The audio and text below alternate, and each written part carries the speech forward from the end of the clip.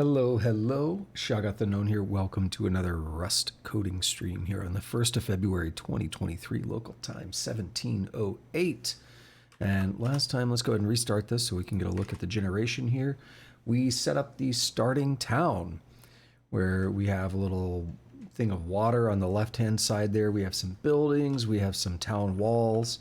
We actually start out within a building and we can go out and explore. Here's our road, our main road, and we can go out here and there's actually like these piers that we can walk out onto. And yeah, it's a lot of fun. What's the 1321? Those are my coordinates. When did that get added? Interesting. I don't know when that got added to the game. I never noticed it before. It probably was added when I pulled down a fresh copy of the repo, and I never noticed it. All right, so that is it for this session. Thank you to anyone who showed up today. I really appreciate it. Next time, we're actually going to go and take care of populating. Oh, wait, no, we're doing that now. My bad. We're going to populate the starting town. So we'll see how this goes. It looks like it's going to be a big old beefy boy. We'll try to make this go smoothly. It's been a little bit since the last session. Haven't been feeling that great. So, whatever. Let's do this, right? All right. In the previous chapter, we built the layout of our town. In this chapter, we'll populate it with NPCs and props. We'll introduce some new AI types to handle friendly or neutral NPCs and begin placing merchants, townsfolk, and other residents to make the town come alive. We'll also begin placing furniture and items to make the place feel less barren. Identifying the buildings. We're not making a real full-size down. What? We're not making a real full-sized down. Oh, town, there's a typo. Okay. There would be potentially hundreds of buildings, and the player would quickly grow bored trying to find the exit. Instead, we have 12 buildings. Looking at our design document, 2 of them are important, the pub and the temple. Elder Scrolls 2 would like to have a talk with you about that. Elder Scrolls 2, for anyone who doesn't know, uses very large procedurally generated towns. So this leaves 10 other locations that aren't really relevant, but we've implied that they will include vendors. Brainstorming a few vendors it would make sense to have: a blacksmith, a clothier, an alchemist. So all that seems to make sense. We're down to 5 more locations to fill.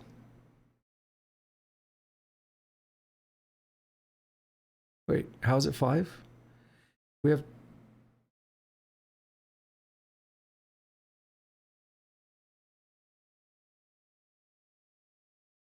Let me explain what I'm thinking about here. We have 12 buildings total. The pub and the temple brings us down to 10. Blacksmith, clothier, and alchemist brings us down to 7. But it says we have 5 more to fill. Are we just leaving 2 of them as random houses or something? It wasn't specified. Let's make 3 of them into regular homes with residents, 1 into your house, complete with a nagging mother, and 1 into an abandoned house with a rodent issue.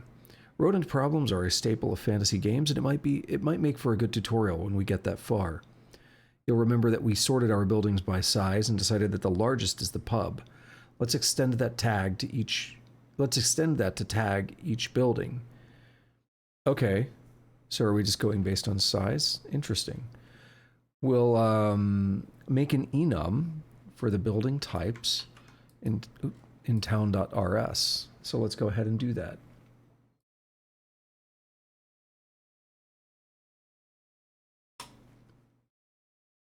And we'll just slap this up here near the top. So we have pub, temple, blacksmith, clothier, alchemist, player house, hovel, abandoned, and unassigned. So we're going to move our building sorter code to its own function. Go to the bottom of town builder here.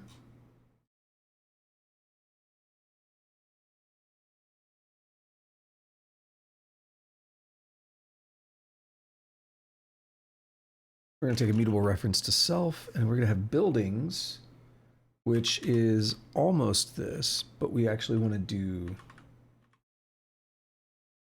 this instead. Rust Analyzer is having a bad time.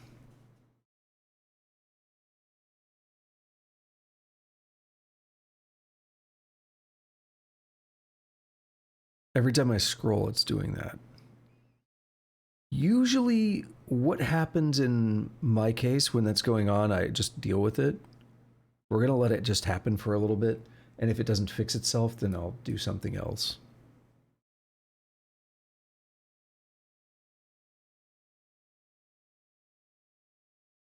I may just want to restart VS Code.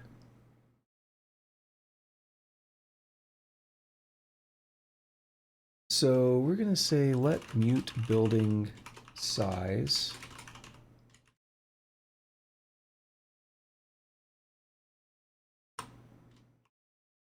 It's going to be a vector of usize i32 and building tag.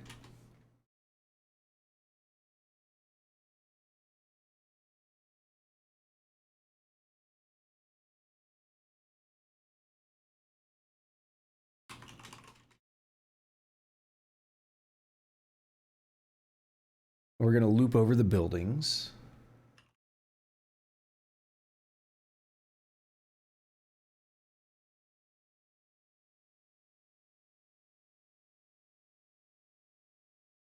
And we're going to start them all to be unassigned.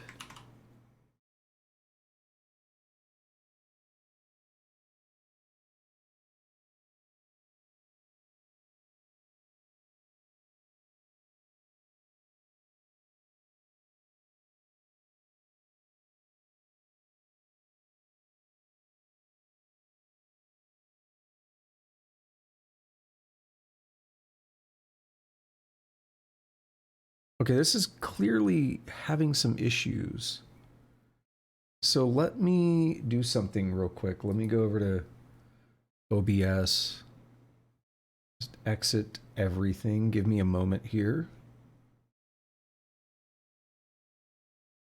And just reopen this.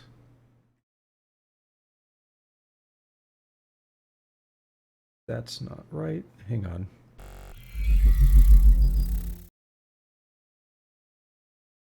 Okay, we're good now. Had a little issue there where it captured the wrong window. I think we're good now. So hopefully that fixes some things. Now let me get back to working on this. We're going to sort by largest to smallest, so B1 compared to A1.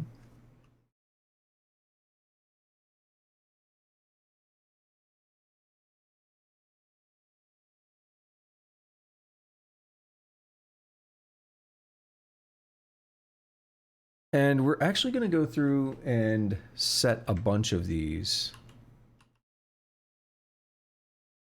So we're going to say, oops, one, oh my goodness.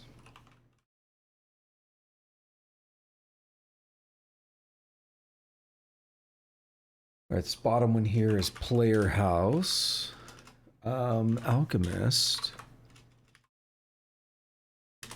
Clothier, Blacksmith, and then Temple. So we're just hard coding based on building size.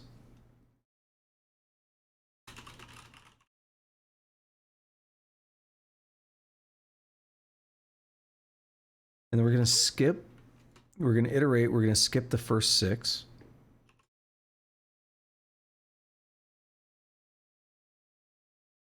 And we're going to set the rest to be hovel. We're going to say let last index building size dot len -1.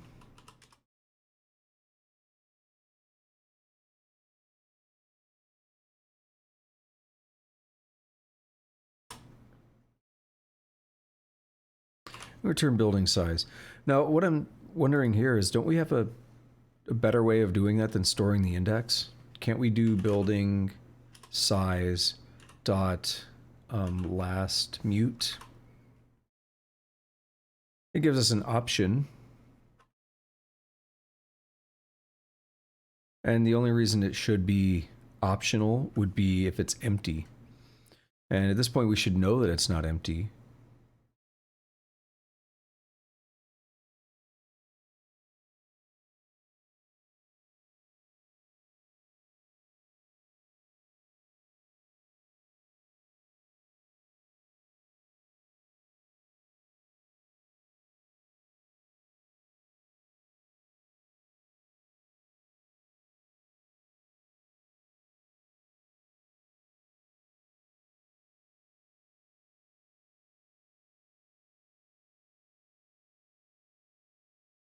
It's not really better, not really worse.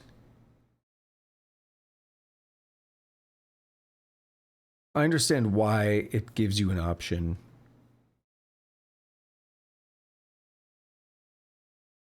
But you still have to do a little bit of work to get to it and work with it.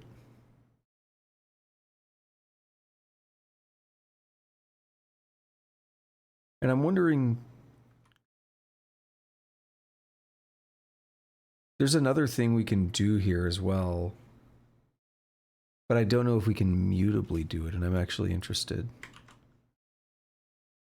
Yeah, why is this mad? Oh.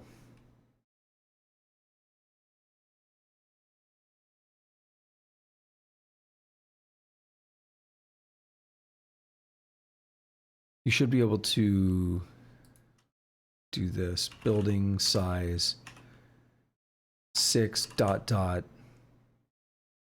And then you would say building size dot len -1. You could do that. In this case, it's not that big of a deal. You're gonna write hovel to the last one, and then you're gonna just you're gonna write over it. But in a case where you need something with a little more fine grain, you could do that slice notation. All right, so this is basically the code we had before, but it has the building tags now. And we sort, yeah, so once we've sorted by size, we're assigning the various building types, with the last one always being the abandoned house. This is going to ensure that we have all the building types and they're sorted in descending size order. In the build function, we're going to replace the sort code.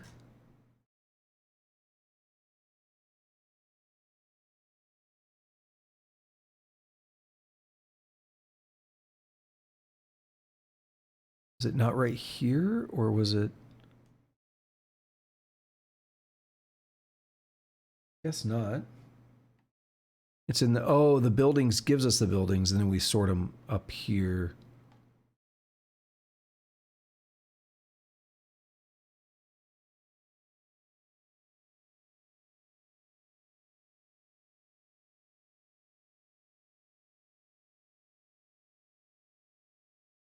Yeah, like all of this actually.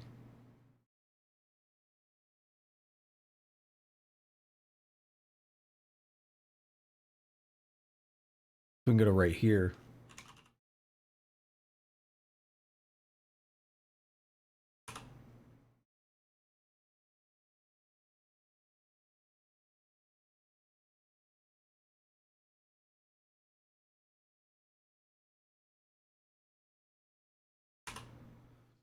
Okay, so we're gonna have this building factory thing as well. So yeah, we're gonna simply replace what we had before with a call to our new function, and then we're gonna do this building factory. And we're gonna put a skeletal one in place. So it does take immutable reference to self, so I know I can just safely come down here and plop it into the town builder. And we have our skeleton here. It takes in all the things we just saw, an RNG, a build data.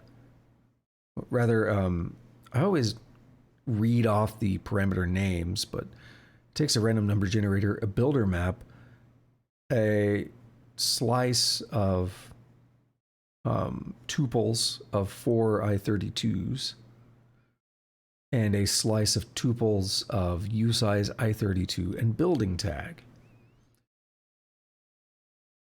And we're going to loop through the buildings, which are those 4 i32s. And we're going to get the tags from the building index. Now, I have a little bit of a problem with this because it assumes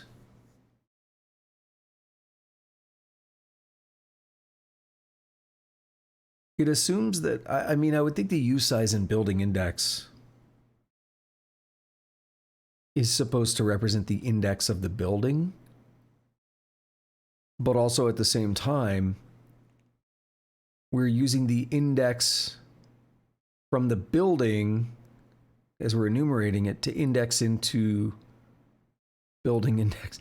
There's some weirdness going on here where I feel like we're crossing two different types of data in a way that relies on them being, there's some underlying assumptions of how that data is going to be formatted.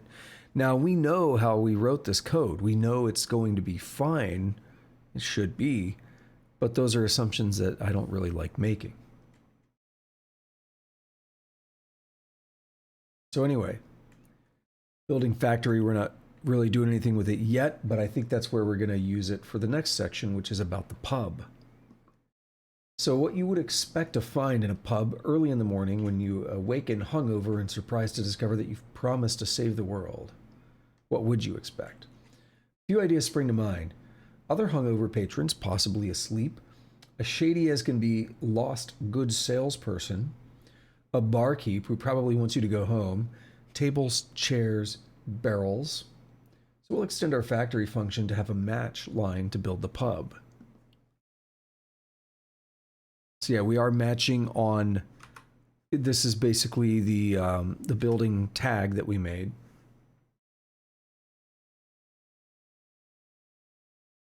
Oops.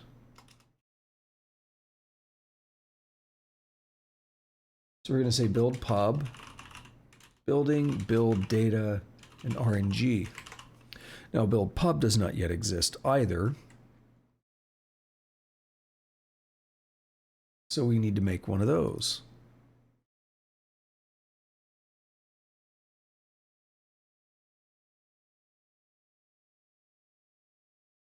Okay, you know what? I'm going to be a little lazy on this.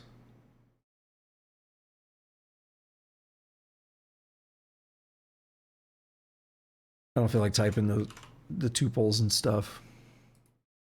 So we take the tuple, the 4 i32s that represent our building. We take the builder map, so our build data, and then we take the random number generator. And what are we going to do? We're going to start by place the player.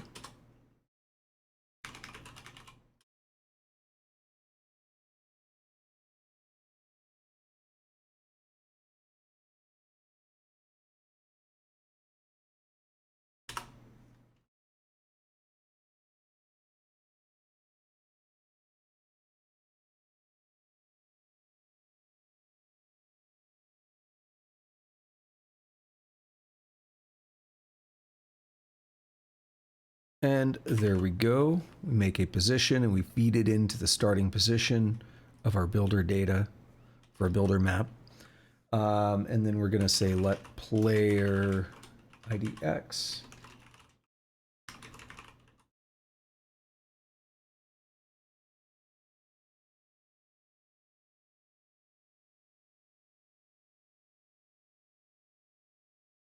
Okay, and then on this one,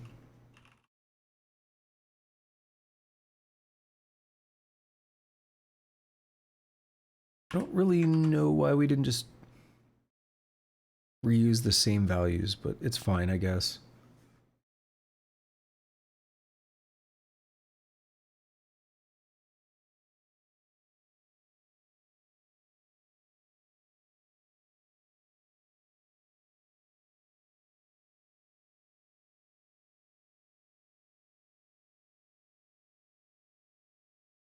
Now here we have barkeep.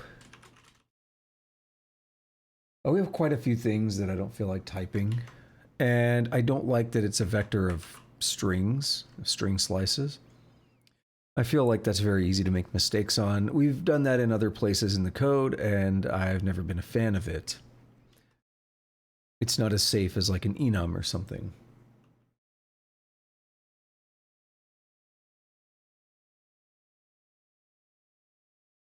So we're going to loop over the X and Y values of the building.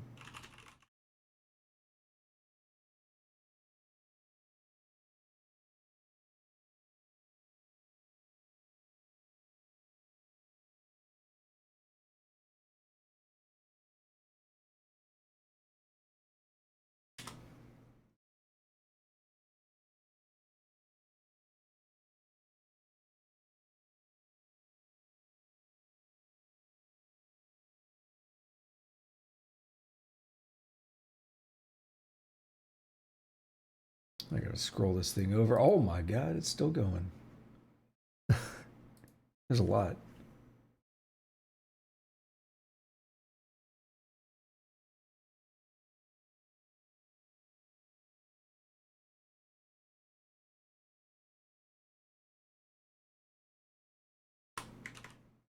All right, we're gonna have to break that down because I couldn't even follow what I was typing by the end of that.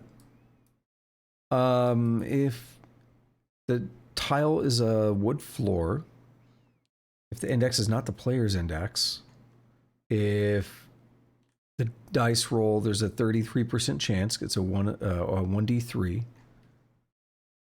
And then if two place is not empty. So all that has to be true.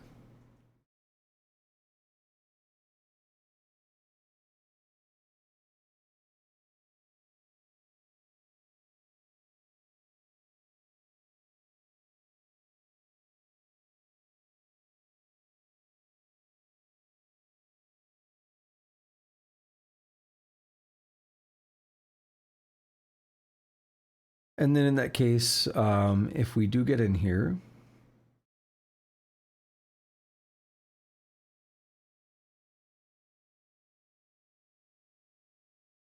we're placing only the barkeep.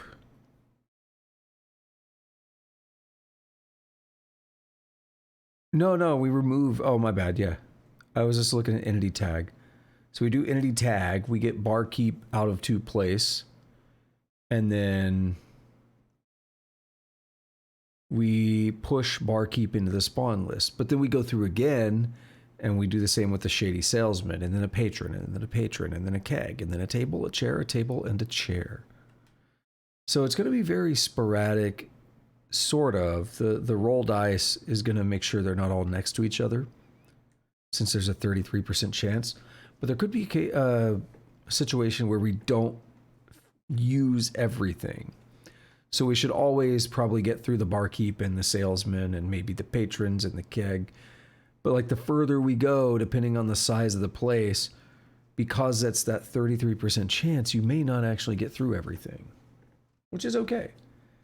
So all in all, it's pretty straightforward, but I'll read the tutorial text discussing it now.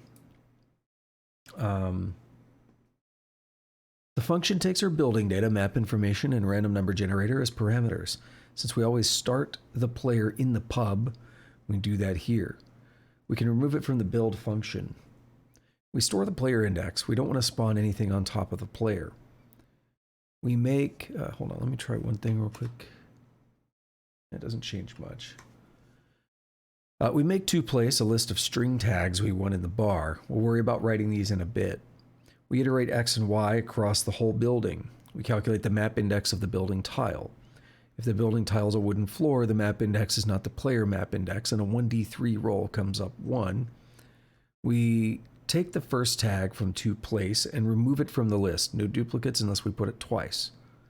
And then we add that to the spawn list for the map using the current tile tag. And that's pretty simple. Also, parts are definitely generic enough to help with future buildings. If you were to run the project now, you'll see error messages such as warning, we don't know how to spawn a barkeep. And that's because we haven't written them yet. We need spawns.json to include all the tags we're trying to spawn. So we're going to add an entry into spawns.json for our barkeep. We'll introduce one new element, the AI. So in mobs, we're going to just grab this, put that in there. Let's take care of it. Oh,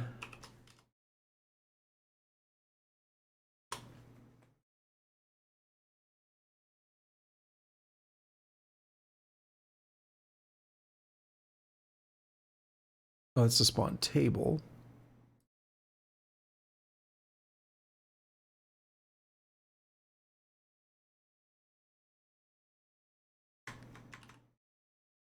I hate that you can't do trailing commas in regular JSON. So here we have our barkeep. We don't care too much about the details here. That's why I just copy them. He has some health and stuff, so you could attack him if you wanted. I find that interesting. We have the AI here as a bystander. So maybe the AI is going to deduce or determine whether or not we attack or how it works, like if we bump into him. So in order to support the AI element, we need to open up raws/mobstructs.rs.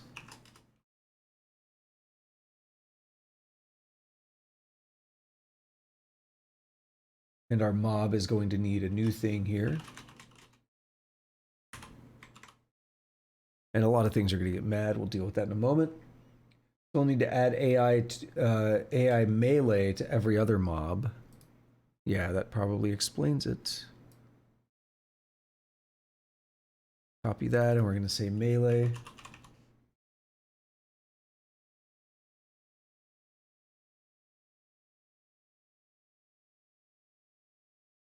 Alrighty. So we're going to open raw master.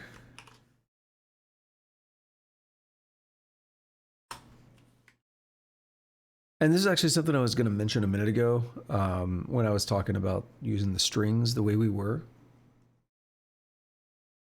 Well, let me just check one thing. Oops. Yeah, we're good. Okay. Since the last one of these streams, I changed my operating system, and it used to have a border around the window when it was being actively captured, and I'm not seeing it anymore. I use that as a guide, essentially, to help me. Since I'm not always looking at OBS, I'm using both of my monitors and often covering OBS. I use it as a guide to help recognize when things are and are not being captured. Anyway, when I was talking about using the strings instead of an enum or whatever, this is one of the things that was on my mind is I was thinking back to the RAWs system. I think you could still do it with enums. You don't have to use strings just to support RAWs. Because this is basically it. Like, where do we need to go?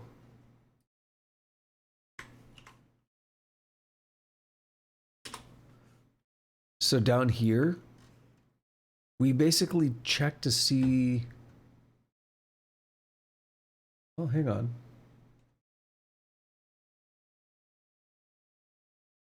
EB with monster.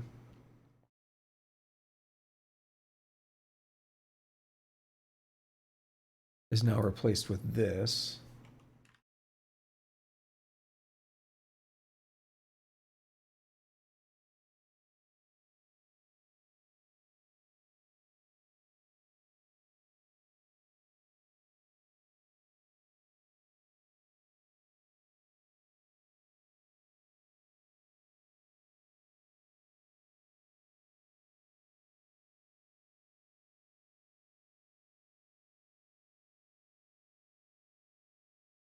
Yeah, so I mean, we could just have an enum here instead.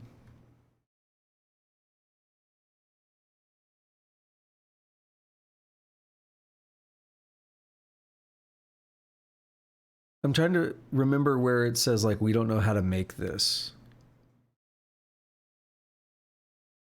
But, I mean, the way you look at it is if we had an enum, it's still basically the same as hard coding these two in, but it's checked.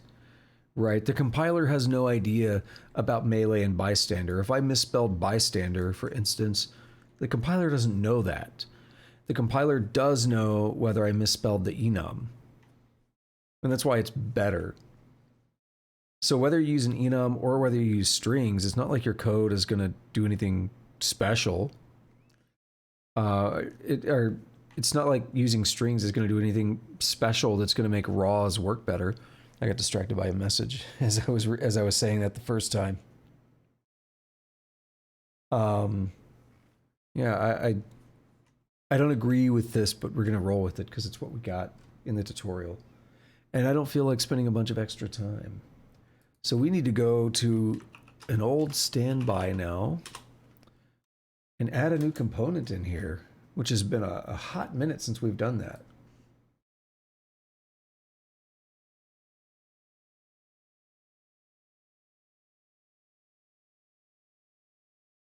So now we need to add that in main.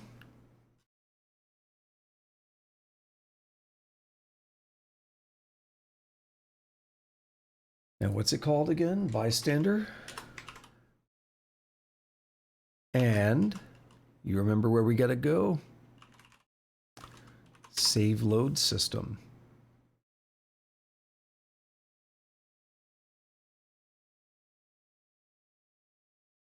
Oh, it's using just super components. I was like, where are all the includes there?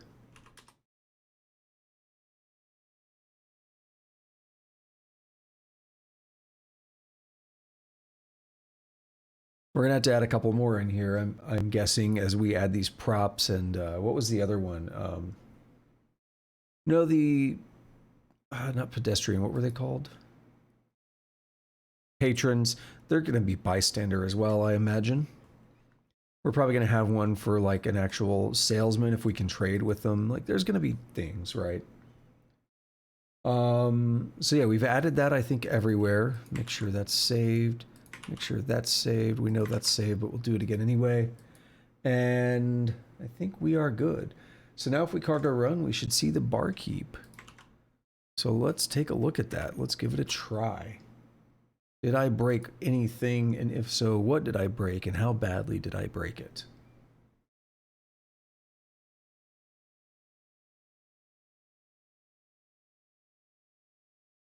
I hear ice hitting my window. Love it.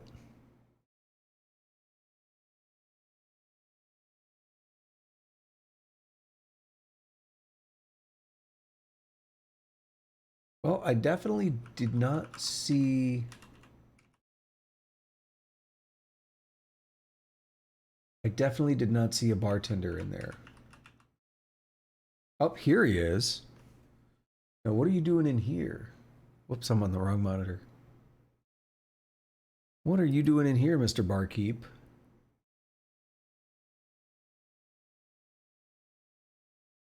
Let's run it again. All right, that building down there is pretty big.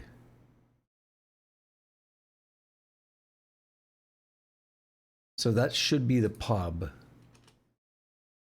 Yeah, we're in there, but he is not.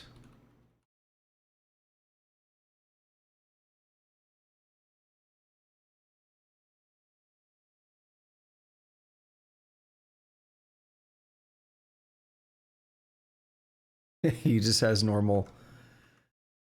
He's still treated like a normal thing, so we just killed him. We got a slight problem.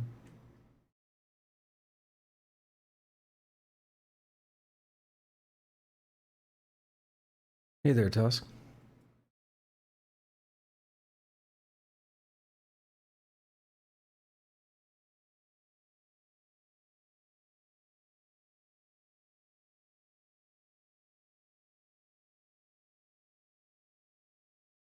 So the build pub is fine. What we're doing is we're passing in the wrong thing into build pub, right?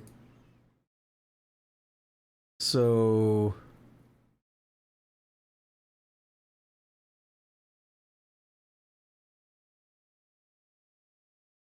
I wonder if we're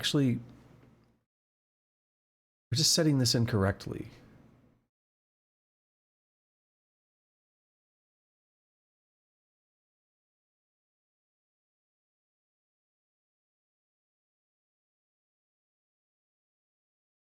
I'm gonna take another look at this.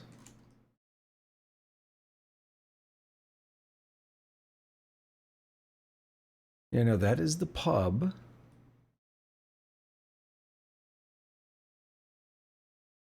Let me just redo this whole thing real quick. I didn't see any typos though.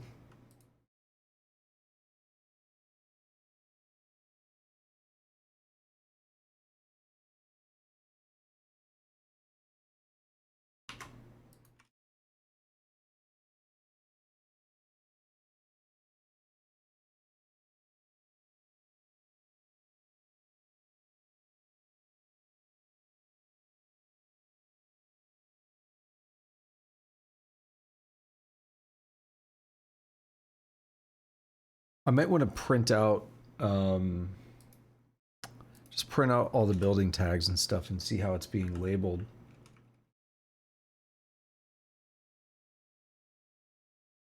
Yeah, because there's something a little odd there. Should be in the building we started. Because we also start in the pub, right? But it's like, obviously he's spawning, like he's in the game.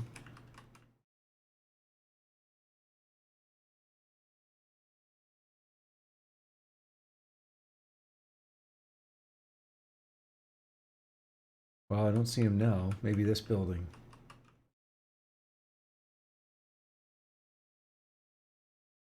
Yo, where's this dude at? There he is. I killed him.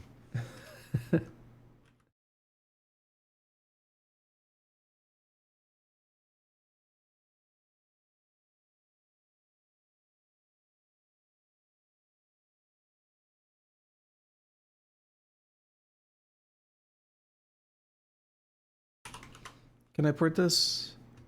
Building tag needs debug.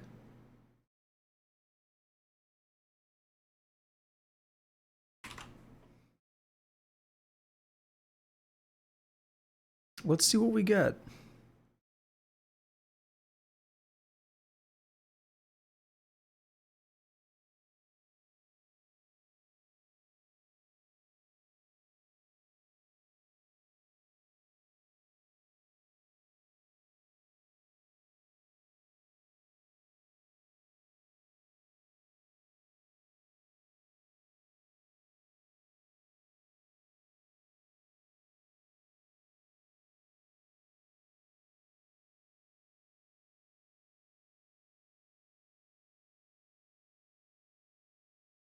The size of the building is 88.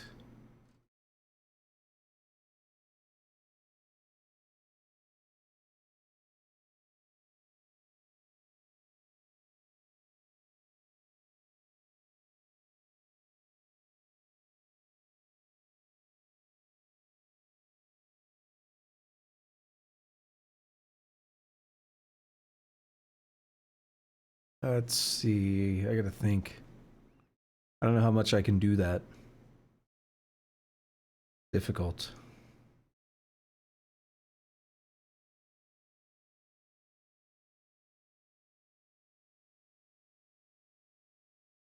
I'm I'm thinking it's a problem with this. I think it's, you know what it actually is, right? Because buildings, let me make sure I didn't miss something in the tutorial.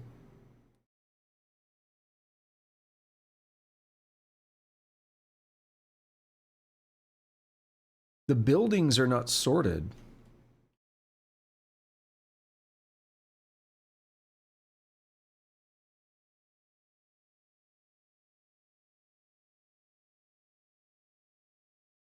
Right? The building size thing is sorted, but the buildings are not sorted.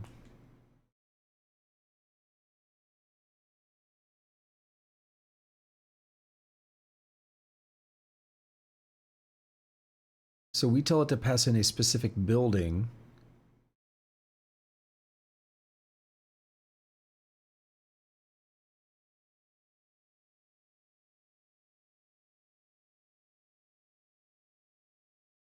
Okay, so yeah, building index is that's where we have our problem.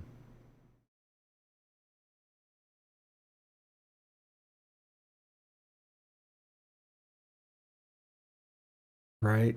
Building index is that last parameter, which is building size. This thing is sorted, is it not?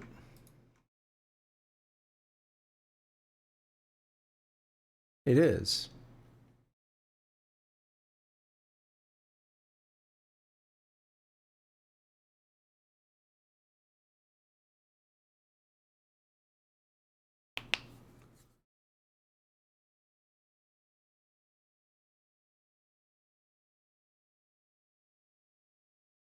I think we almost want to resort it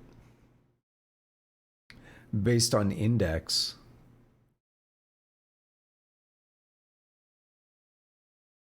It's like we sort it to get everything in the correct order, but then after that, we need them to be in the correct index order, or we need to do some extra work elsewhere.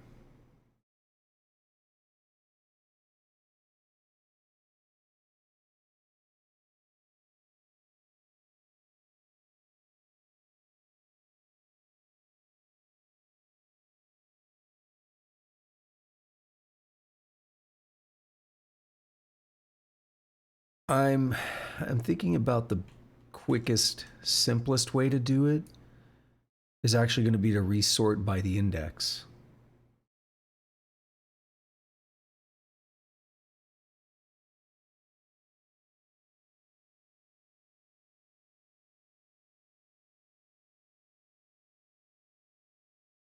Yeah, in this case, building number one was a temple. And that's probably where, actually, it would be zero, right? Yeah, building zero, the alchemist, is actually where he spawned. So if I want to be really lazy about it, this is the bug that I called out earlier, too. How about that? So we're going to say A dot zero and B dot zero. So we're now going to go ascending order.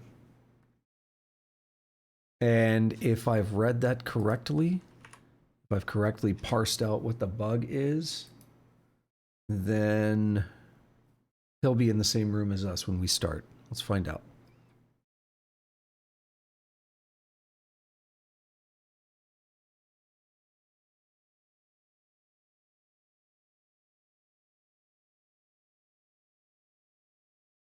Nope. He's definitely not.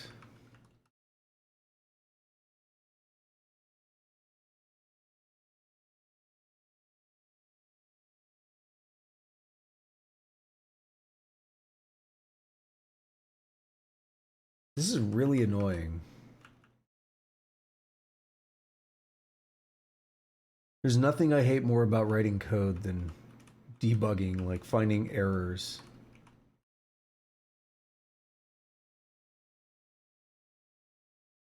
I just want it to work. I don't want to think about it beyond that.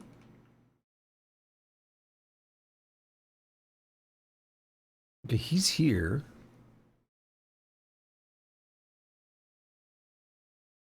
So build pub.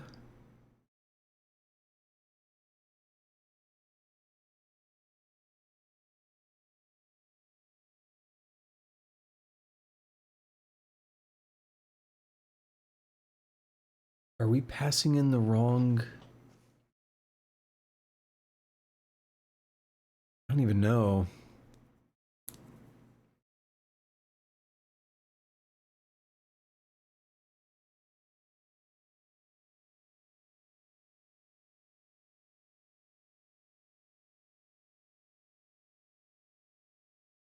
All right, we're gonna try something else. We're gonna copy build pub here. Make sure I didn't make any mistakes. We're also gonna take the building factory and make sure I didn't make any mistakes.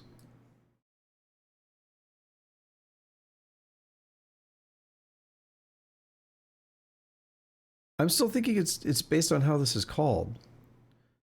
I don't know if I've vocalized it well, but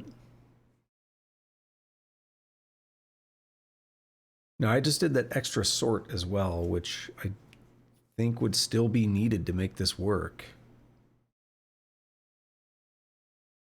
Oh, we're in the same. Yes. Okay. There's a difference somewhere.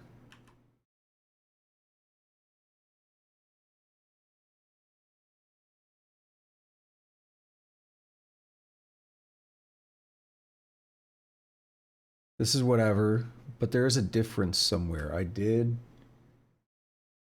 Something is slightly different, and I'm curious what it is.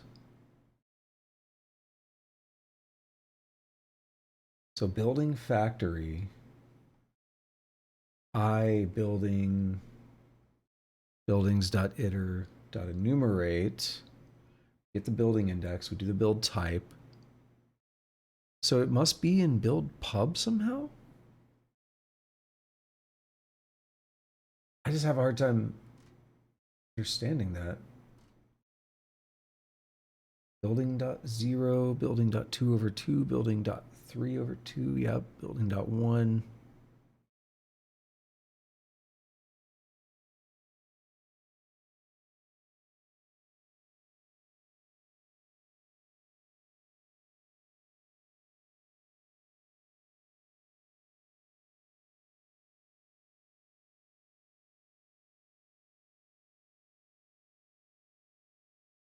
There's just something simple going on here that I'm missing.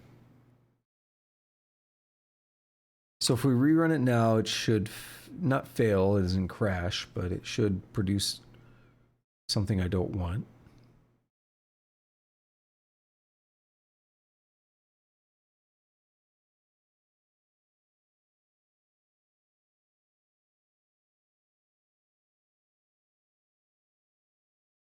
Oh, this is very much. That was a bug from last time too, which, you know, who knows if it's something I did or not. I think I understood why, but it's been like 2 weeks.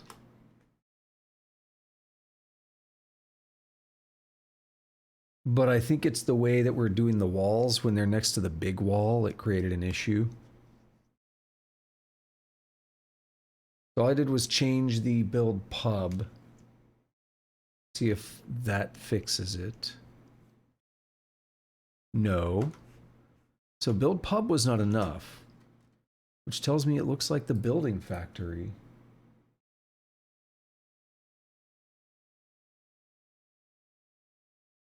Building, build data, RNG, that's all we're passing in.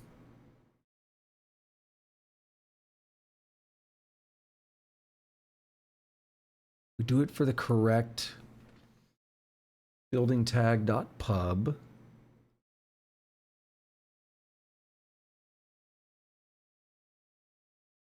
Building index I.2, that's correct. Dude, I don't see anything different.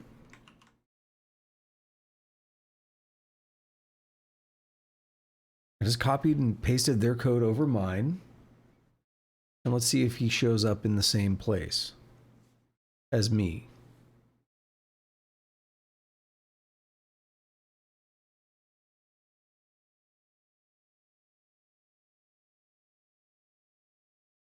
Oh, he didn't this time.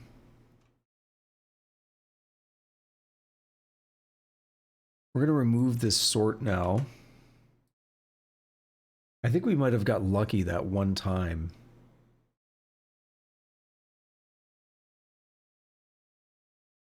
I still think you would need that sort.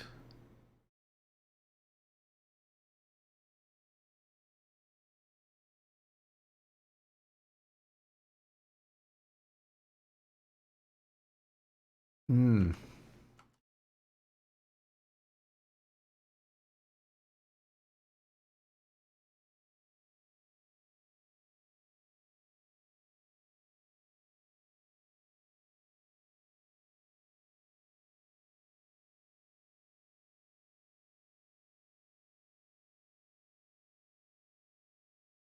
Try one more thing.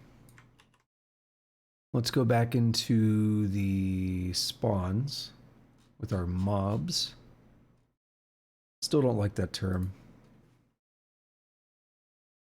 Never have.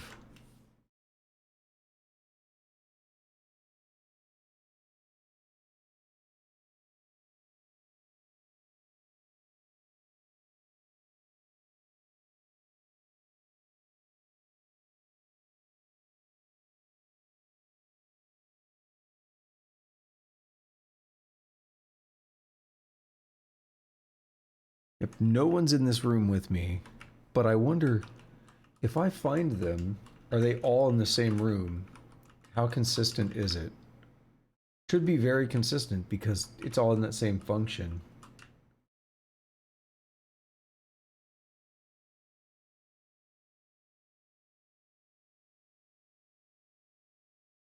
Maybe if we were using like strings and crap for some of this, it would be a little bit easier to figure out. Like we're kind of just passing around random tuples and stuff that are also really hard to maintain. I don't think that's helping, if I'm being honest.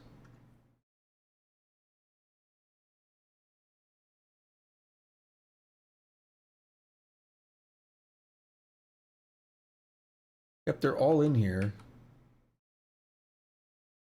I hit the salesperson, the barkeep.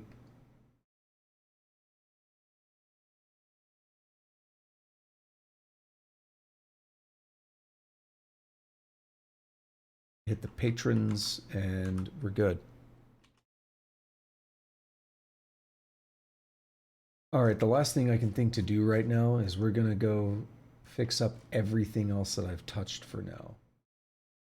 We're gonna get sort buildings again. I did that earlier, but we're gonna get sort buildings.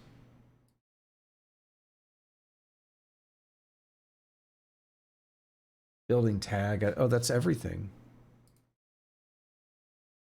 Alright.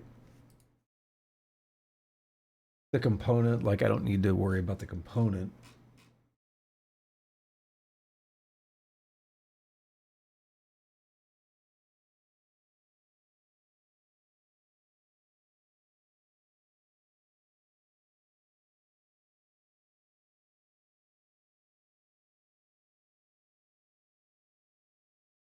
I have an idea. Where are we determining the player's start? I feel like we're doing it twice. Build data, we are setting it here, and it should be in the center of the pub. Is something else happening over here? Are we overwriting it?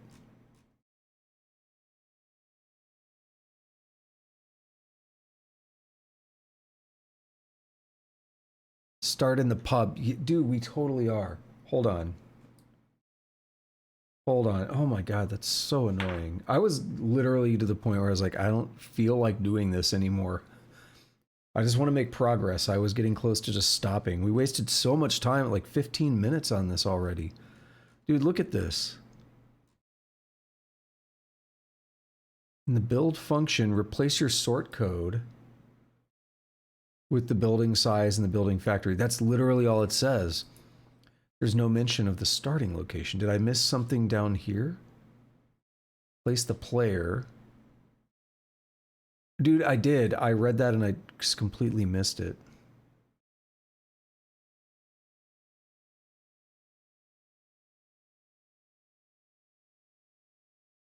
As I said, the thing I hate the most about programming is like debugging and figuring out issues like that. I don't enjoy it. I don't want to do it.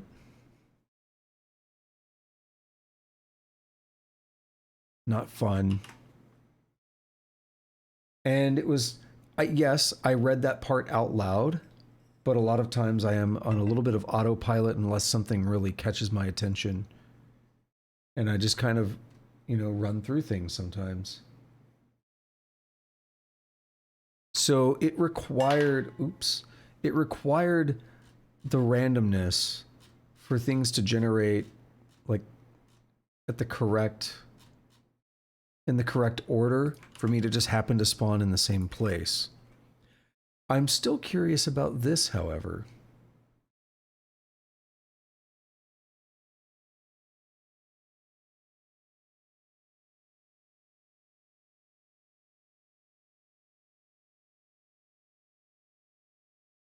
Will this work as intended? It did. Okay. Run it one more time. If it works again, I'm happy enough.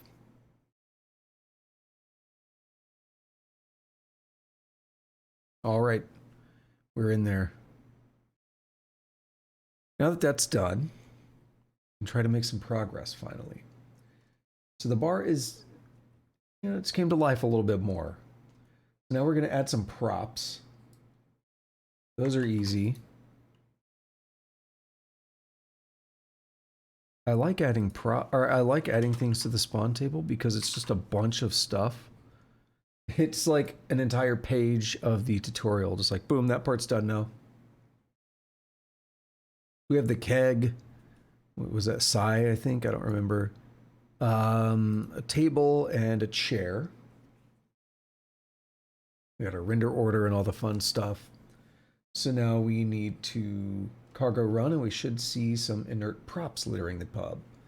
But I will say, I'll read the other part of the text where it says, a pub with people and nothing for them to drink, sit on, or eat is a pretty shabby pub. I suppose we could argue that it's a real dive and the budget won't stretch to that, but the argument wears thin when you start adding other buildings, so we'll add some props. Not amazing, but it should feel more alive. Let's see how it looks.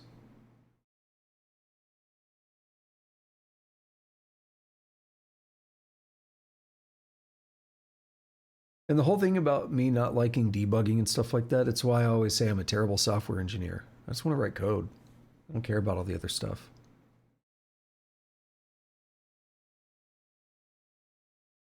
I don't really see much going on in there.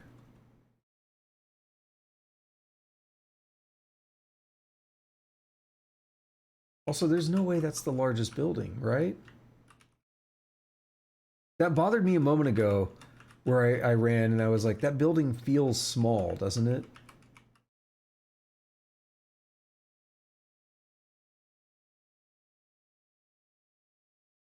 Yeah, we're still having some issues.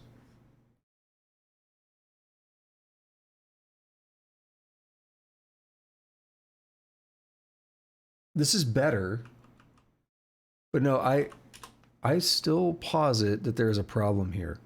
So let's look at what the problem is. Buildings is not sorted. Building index is sorted. So the very first thing in building index, we're getting the build type from it, and we're gonna get the pub here. It's gonna match. It's gonna build the pub, right? Building index. We're not using that for anything else down here. So that's sorted, right?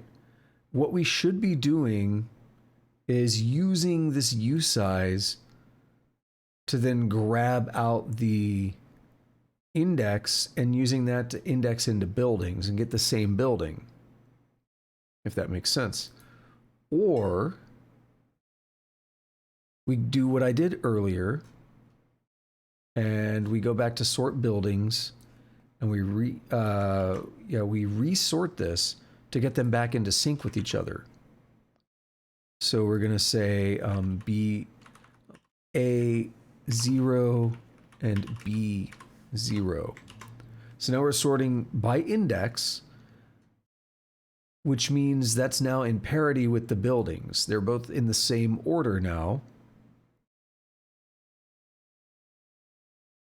And then because of that, when we directly index into building index, we're getting something that matches with the enumeration of our buildings. So we weren't getting the right results earlier because there was the starting position bug. Now that we've resorted this, I think we're going to actually be in the largest building properly now. Let's find out. Because the first building we loop through might not be the largest. But we're still calling pub on it because the, yeah, that's better. We'll run it one more time.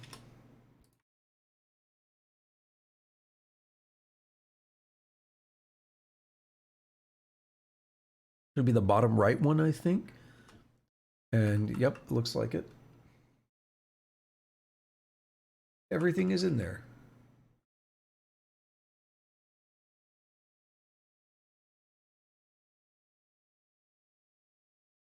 What?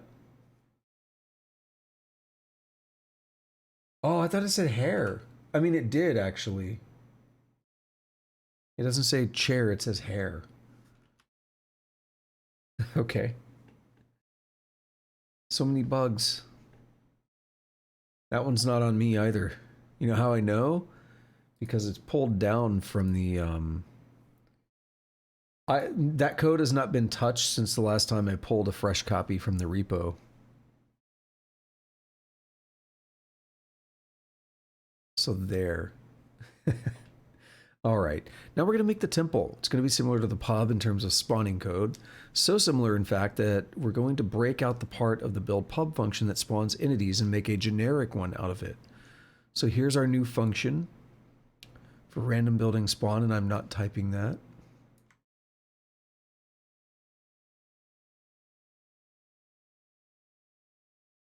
So before build pub, we're just going to put that here.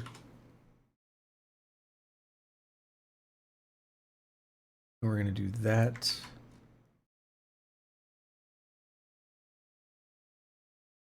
I think that's it. For Y in building, yep. Let index is the build data thing. If it's a wood floor, the player index. And is it always going to be 33? Yep, 1, 3, and not two places empty. Do the entity attack, boom, that's literally it. So now we'll replace in build with this in build pub. We shouldn't have to touch this, but I'm just going to rewrite it right over it. So, yep, barkeep, shady, patron, patron, keg, table, chair. And we just call that spawn code. So now we're good. And we have to think about what we might find in a temple, like priests, parishioners, chairs, candles. So we'll extend our factory to include the temple. It's basically going to be the same kind of thing, except it's going to be temple.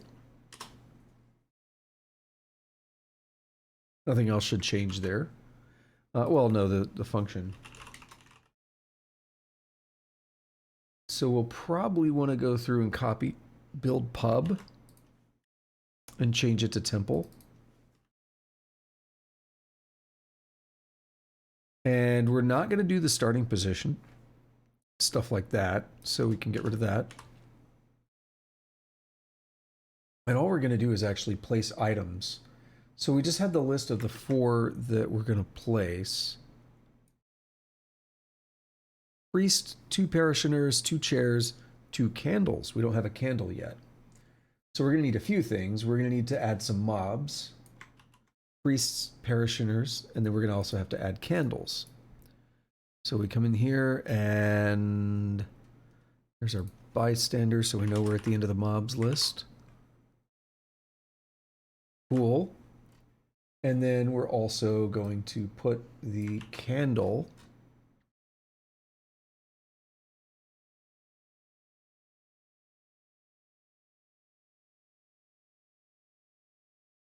just like that.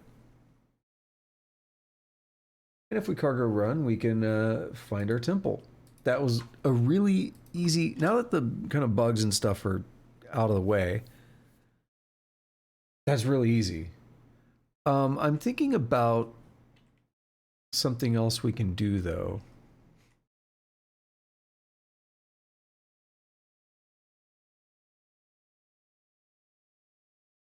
We might change, oh man, they are crowding that door.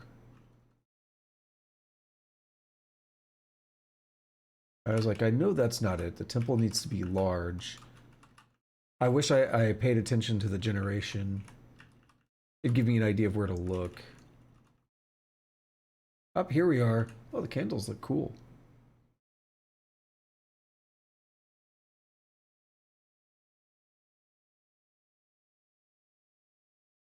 Alrighty. I'm still thinking about the sorting and everything. And another option, why are we looping over the buildings rather than the building index, maybe?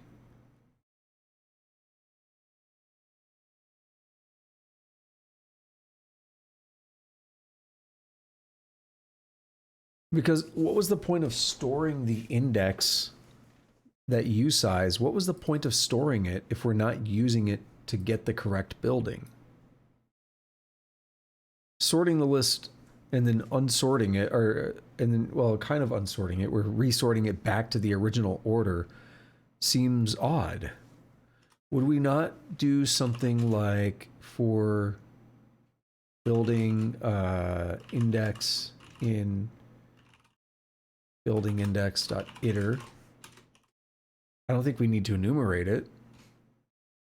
And then basically this code can mostly be the same, but we would also want let idx, no, I'm not going to do it. Let index equal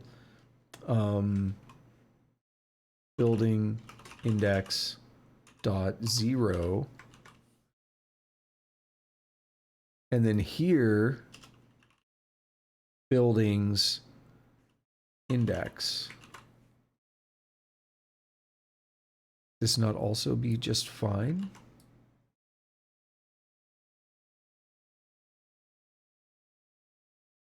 Oh, right. And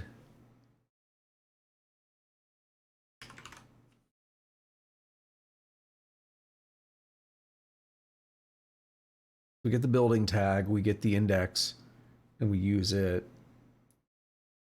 Get rid of that loop there.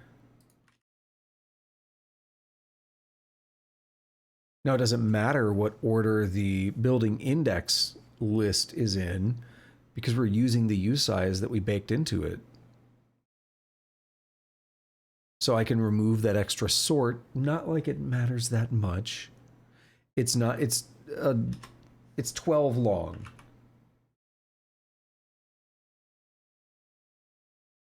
Right, so it's not exceptionally, it's not a long list.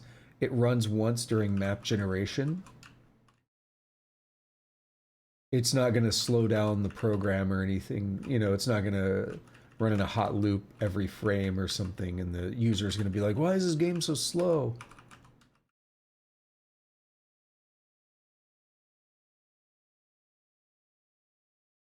But I just find it weird that we were doing some things the way we were doing them. Let's look down here for the temple. This looks big. Nope. This looks bigger. Yep. Okay. So now if I remove this extra sort, let's take one more look.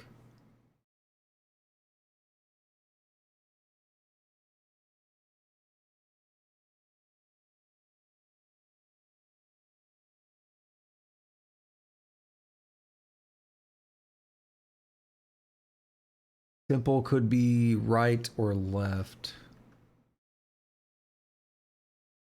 Left is closer, so we'll check it.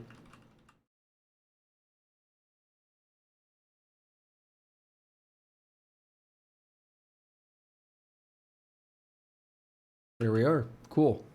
Still works. Some ways cleaner, some ways maybe not.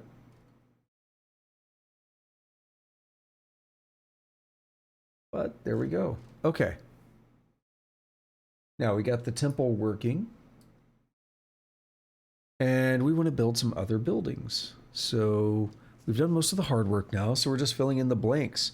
We'll expand the match to include various types other than the abandoned house. So here they all are. I'm going to just pull these in myself like so and make the slight modifications that I need because now my loop is different than theirs. So we'll go right here. And basically we want this. Actually, we want this because if I double click, the ampersand remains. There we are. And now we need these functions. Now, the tutorial text says we're lumping these in together because they're basically the same function. Here's the body of each of them. And there's, yeah, like there's no point in me typing these out. We're going to go down here. We're just going to briefly skim over them because they're all like the same thing. The smith has a blacksmith, an anvil, a water trough, a weapon rack, and an armor stand. The clothier has a clothier, a cabinet, a table, a loom, a hide rack. Alchemist has an alchemist chemistry set, a dead thing, a chair, and a table. My house has mom, bed, cabinet, chair, table. And hovel has peasant, bed, chair, and table. Very easy. And the tutorial text says as much. As you can see, these are basically passing spawn lists to the building spawner rather than doing anything too fancy. We've created quite a lot of new entities here. I tried to come up with things you might find in each location. The smith has, of course, got a blacksmith. He likes to be around anvils, water troughs, weapon racks, and armor stands. The clothier, okay, we've read all that. I'm not going to read that again. I read it from the lists, and he's just given us the same thing. So we're adding our new mobs here. Look at how much I get to scroll down there. It's nice.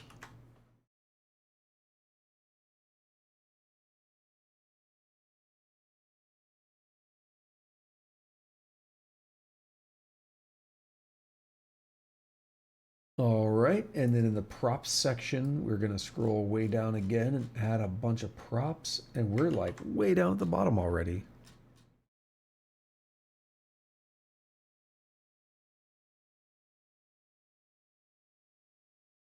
So now if we cargo run, we can run around and find largely populated rooms. Let's give it a shot.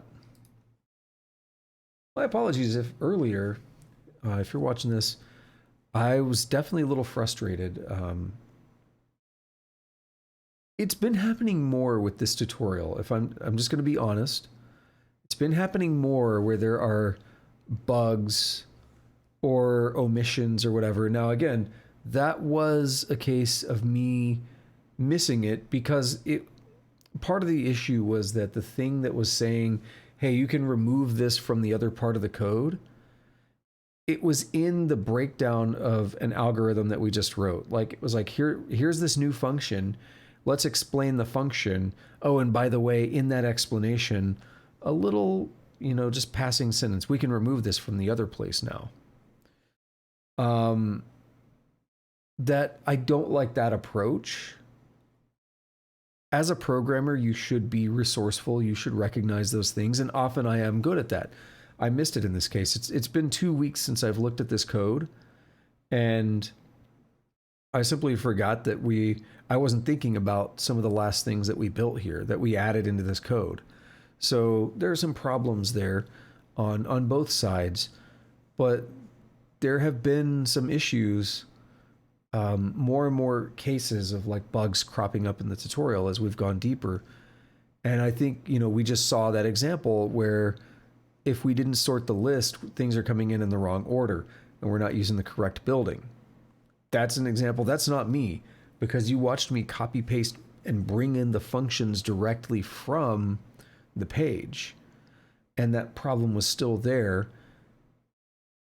Now I proposed 2 solutions. We could either resort the list or we could do this new loop structure that I have. Either one, whatever you want, works, but these kind of problems are happening more. And it's honestly, my general theory is if you're doing a tutorial, you should expect that tutorial to work out of the box, if you will, without any issues. If you follow and do exactly what it says, then it should work. And there are just these cases where it doesn't, and that can be frustrating because I just want to get through the tutorial and make some progress, and then I'm sitting here trying to figure out, debug something. It's like I don't even know if it was me or them or what.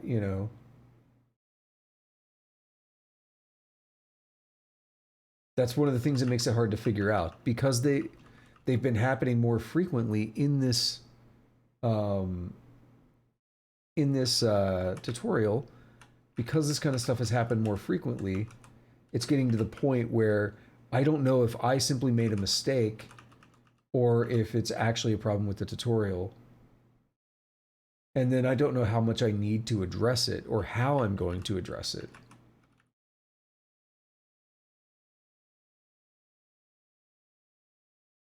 There's our armor stand, our blacksmith, anvil, water trough, weapon rack. Love it. I think it's safe to say that all this is working. That maybe, nope. Like, where is mom?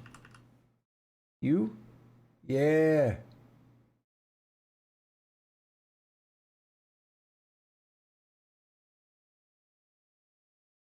Alrighty.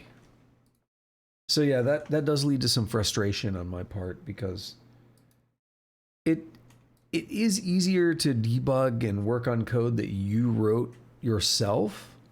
But when you're following a tutorial and you know the tutorial has had some bugs, has had some issues, in fact, it still has some that we know about. When that does exist in the tutorial and you don't know what's coming next, you don't know, am I wasting my time trying to figure something out? Are they going to say, you know, 2 paragraphs from now, and by the way, if you didn't notice, there's this bug here and we're going to fix it? Because that kind of thing has happened too.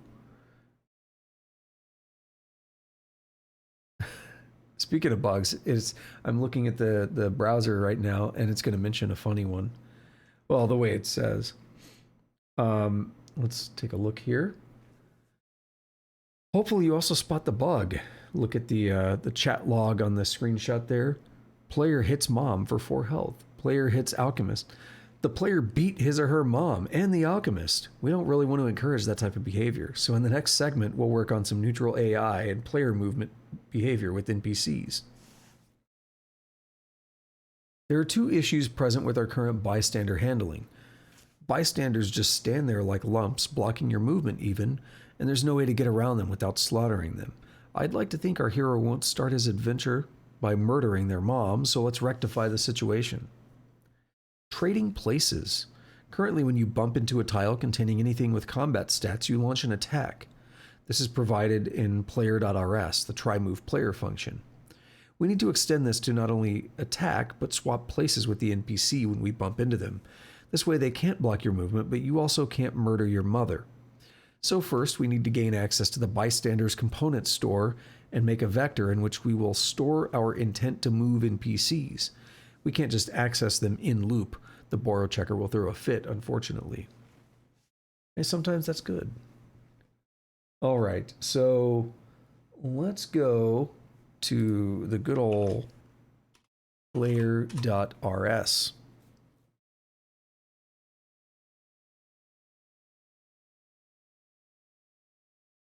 And I guess we're going to grab that right here.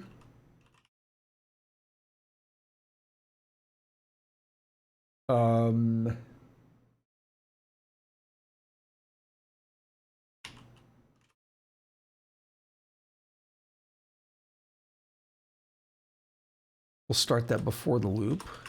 And then here we'll say let bystanders.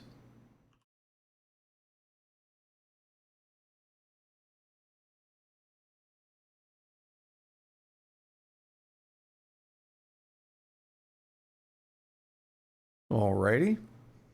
Simple enough. So in swap entities, we're going to store the entity to move and their XY destination coordinates. Now we'll adjust the main loop to check to see if a target is a bystander, add them to the swap list, and move anyway if they are. We also make attacking conditional upon them not being a bystander. So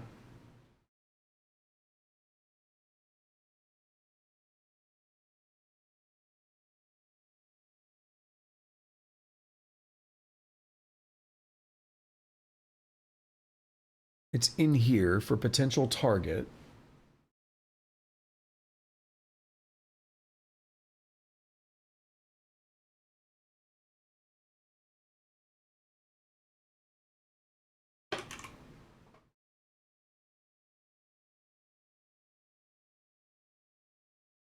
We're going to get that.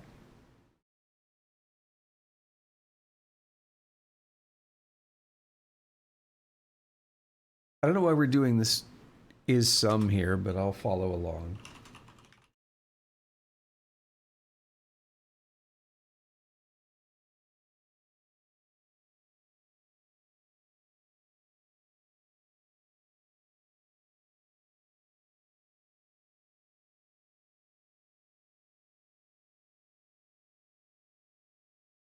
So we just push all the relevant stuff in there, move the player.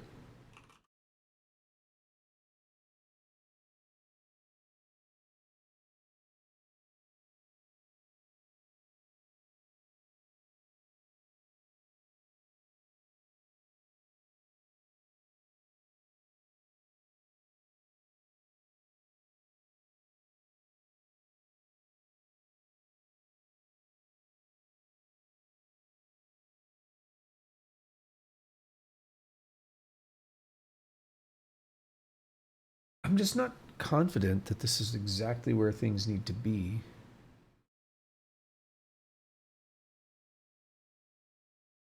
I guess it is.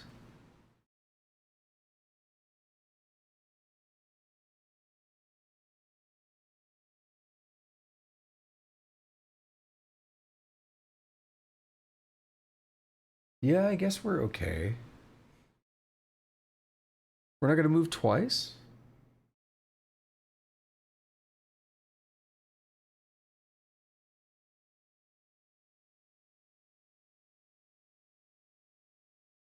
We'll see. I don't think we will.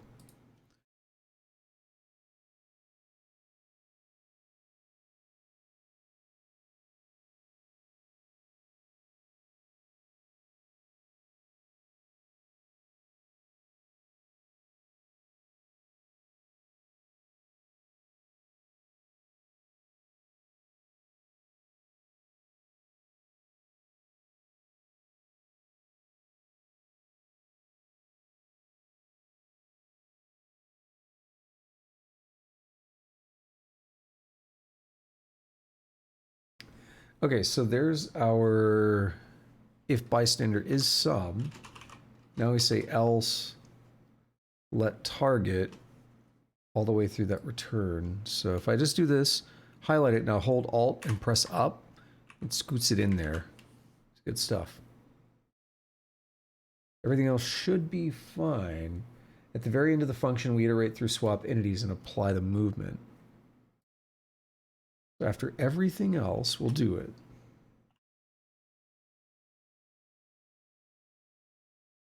Why M? Why not like a usable name?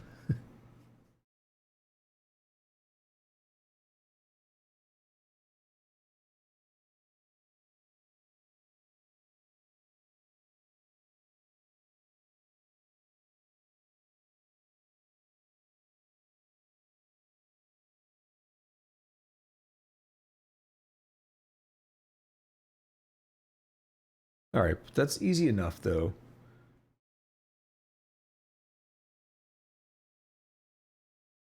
Just loop through everything we got there, get the entity, and or get the position component rather, and just change up the values. So if we cargo run now, we no longer murder the NPCs, and bumping into them swaps our positions. Let's take a look at it.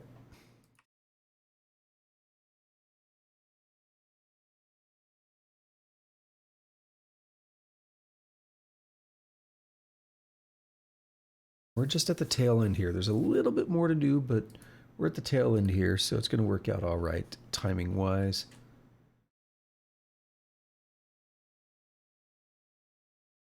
There we go. So now we can do things like this.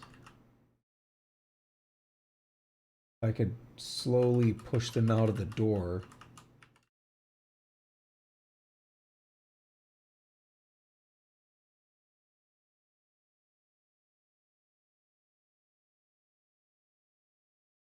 In Caves of Cud, you can do this to like move dudes onto acid and stuff, but they won't like recognize. Oh, we're gonna have a little problem doing this though. Yeah, we can't. So close. Because even if we only have one here, we still can't get under him again unless we could teleport or something. That'd be a cool debug. Like we have the targeting system in place, so just let you click anywhere on the map and you teleport there. That'd be pretty cool. But yeah, you could do that in Caves of God. You could push them around and like just put acid on the floor, swap places with them, and then they don't associate it with you hurting them. So now we need the abandoned house. So lastly, for this chapter, we're going to populate the abandoned house. The abandoned house. I'm leaving off just like half of the word. We decided that it was going to contain a massive rodent problem, since rodents of unusual size are a significant problem for low-level adventurers. We'll add another match to our building factory matcher.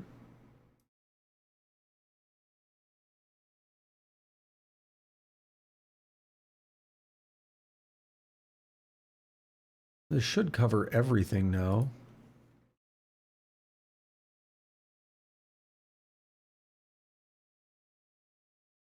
And here's the function.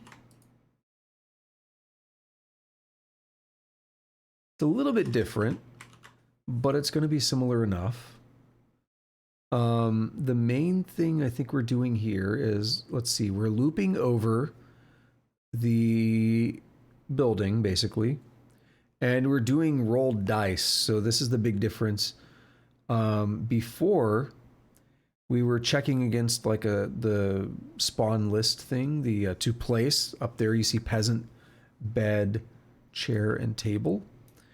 We're not worrying about any of that. We're just saying loop over the thing and roll dice. Roll a 1d2, right? Flip a coin. And half of the time, put a rat there. So now, the astute viewer will note that we do not have a rat. So let's head over to the spawns.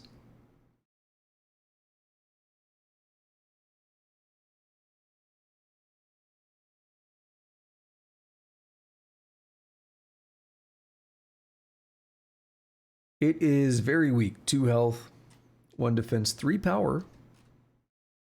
Is that stronger than the Kobold?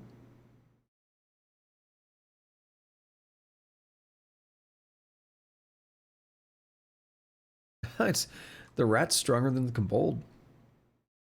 Defense as well. Interesting. 2 health though. It's very, very easy to kill. So if we cargo run now and we can hunt around for the abandoned house, we'll find a lot of hostile rats. Let's do it. And then we're done. This is our wrap up. Once again, I apologize for being frustrated with that earlier. Does not make for the best content at times. It's like, I mean, I mentioned as well, I wasn't doing well lately. And the return back to this after, 2 weeks, basically, that's not what I wanted, right? That's not, I was not prepared to just be dealing with a bunch of gross problems like that.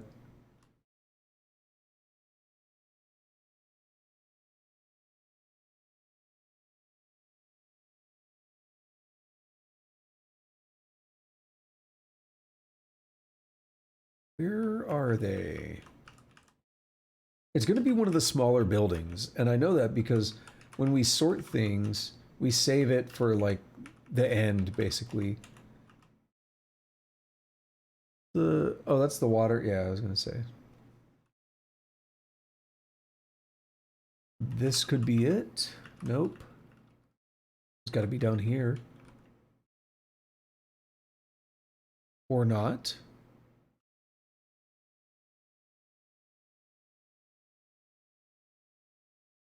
Up here. Yeah, there's room up here for more. Oh, there's a road here even.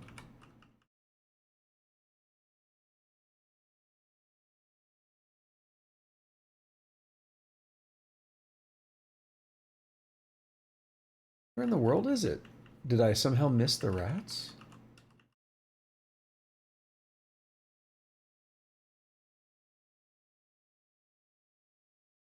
Did I break something? They're definitely not in there. Or there. Or there.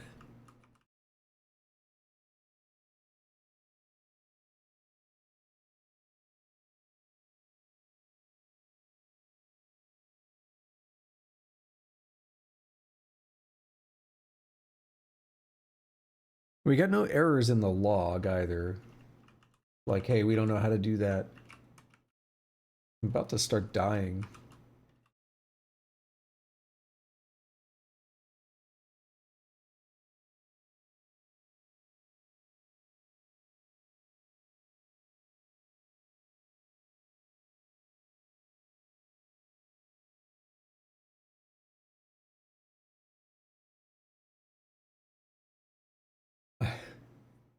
I don't know.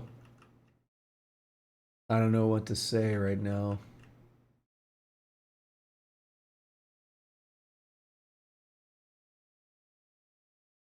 We ran around until we starved to death.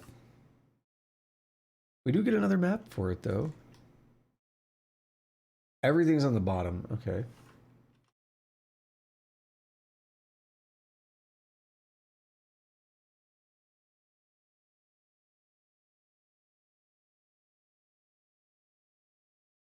So one potential is the building could be, this is very rare, but the building could be small. Oh, there we go.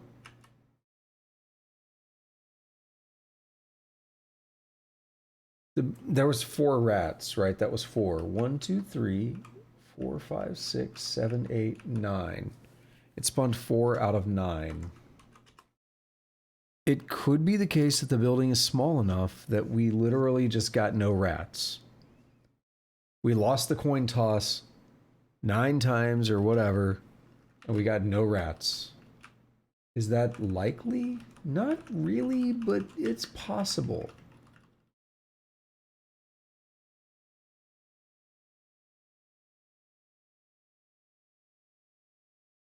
This one's small, it could be it. Nope.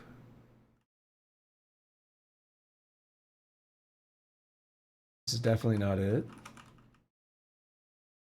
My next step was going to be to reconfirm how the buildings are made. And just check where in the list, because was abandoned last or was it near the end? I can't quite remember. That helps me find it. If I pay attention during map gen, I don't usually do that.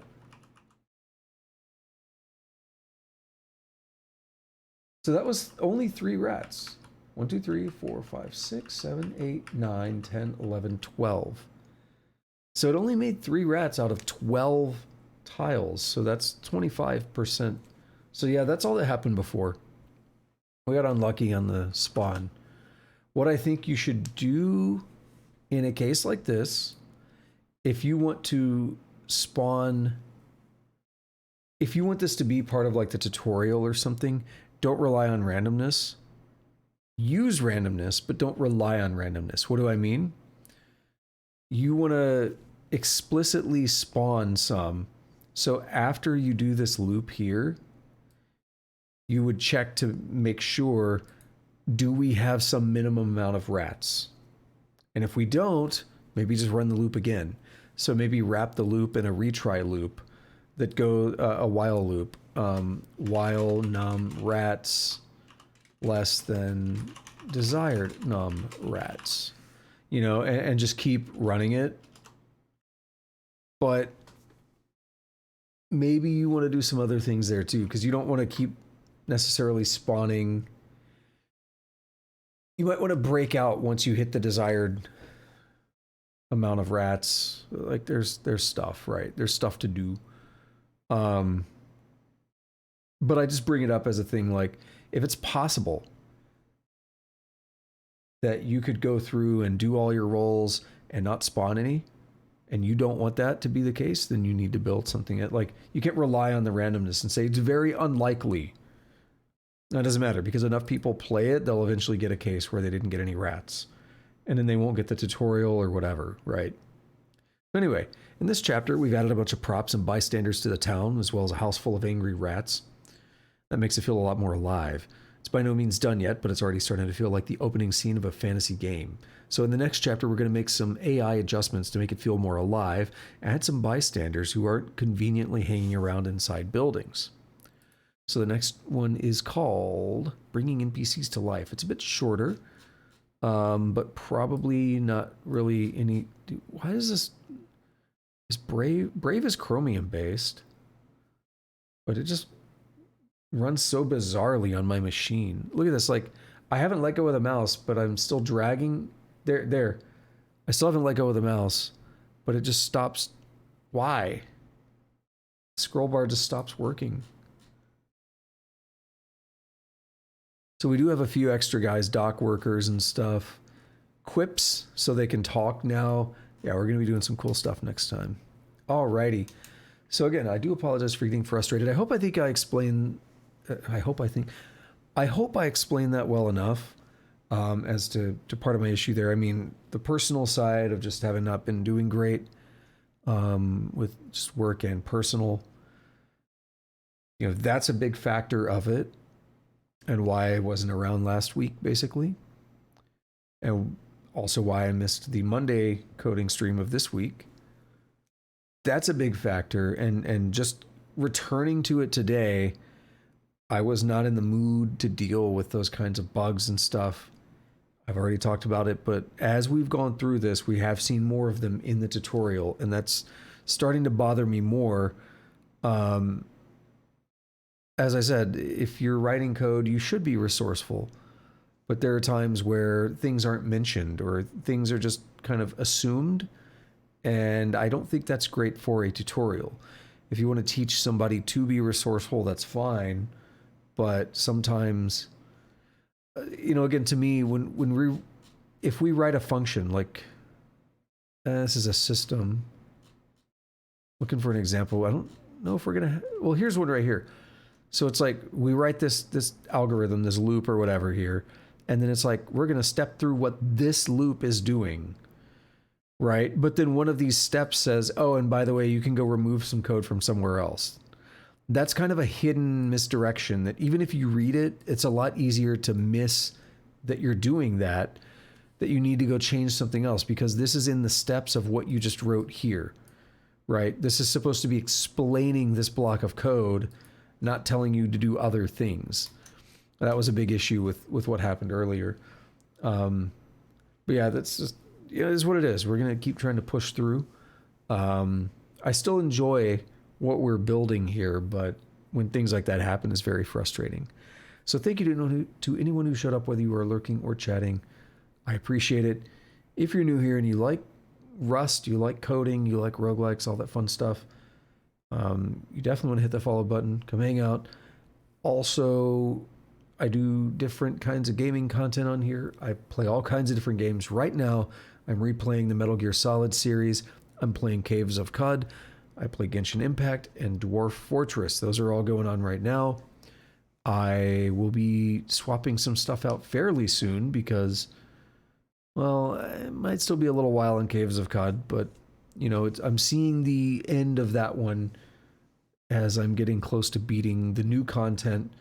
And I'll probably mess around a bit with a Truekin run and then kind of call it. So maybe within the next couple of weeks, that'll be swapped out. And we'll see about some other stuff. So if any of that's interesting, definitely hit that follow button. You can also go over to the YouTube channel, Shoggoth Unknown. And if you're watching this in the future on YouTube, congrats on being in the future. These streams go up 2 weeks after they're live here on Twitch. And while you're over there, you do all the fun stuff. I would appreciate it. Like, subscribe, hit that notification bell, leave a comment. I do read and respond to comments, even if it takes me a day or two. I really do appreciate them. Lastly, you can follow me on Twitter. It is what it is. I just basically tweet when I go live. Not too much else. But that's another way to see when I go live. And I tweet the occasional other stuff, but not too much. So that's going to be it. Again, apologies for the frustration, but we good. We are making some progress again now. And I will hopefully be back on Monday. So until then, have a good day, have a good night, whatever it is, wherever you're at. Take it easy.